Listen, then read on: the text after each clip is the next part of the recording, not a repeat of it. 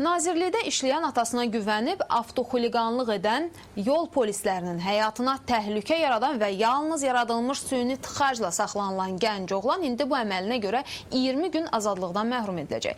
Saxlanılan zaman sərxoş olan sürücünün ayılmağa kifayət qədər vaxtı var. Qoçaq sürücü görək əməlləri haqda müxbirimizə nə danışıb.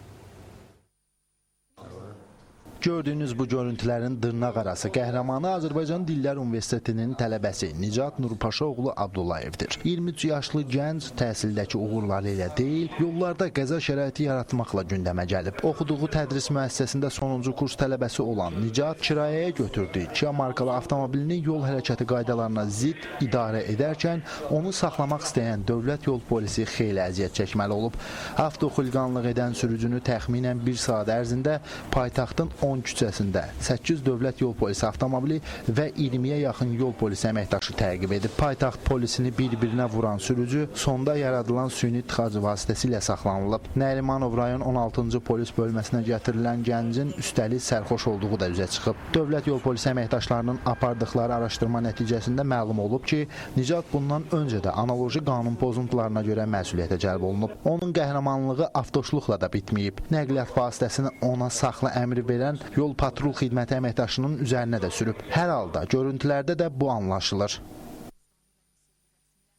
Aslında maşın sürmürəm, avtoxuliqanlıq olub, qayaya tabi olmamışam. Mənim polisin üstünə maşın sürməyimdə nə xeyrim var ki, mənə onun nəyimə lazımdır? Qabağıma çıxıb, özü atlanıb maşının qabağına, mən nə eləməliyim? Sən vurmalısın, tabi olmamışam. Sərxoş vəziyyətdə avtomobil idarə edərkən kiminsə həyatına son qoya biləcəyinizdən ehtiyat etmədinizmi sualımıza isə Nicat Abdullayevin cavabı elə avtoxuliqanlıq edənə layiq oldu. Yaradmışıq, qardaş, cəzamızı çəkirik də, burada nə var ki?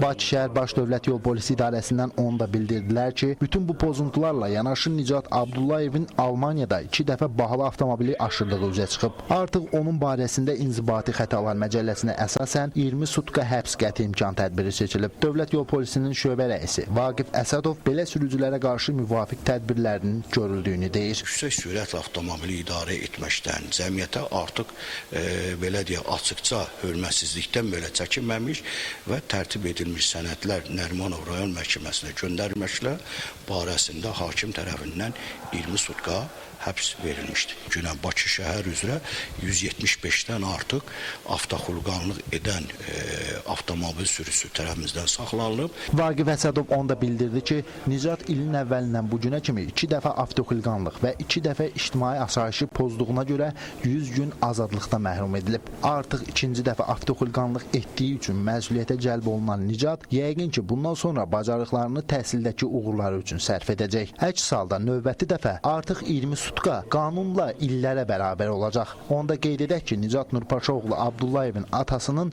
yüksək vəzifəli məmur olduğu deyilir.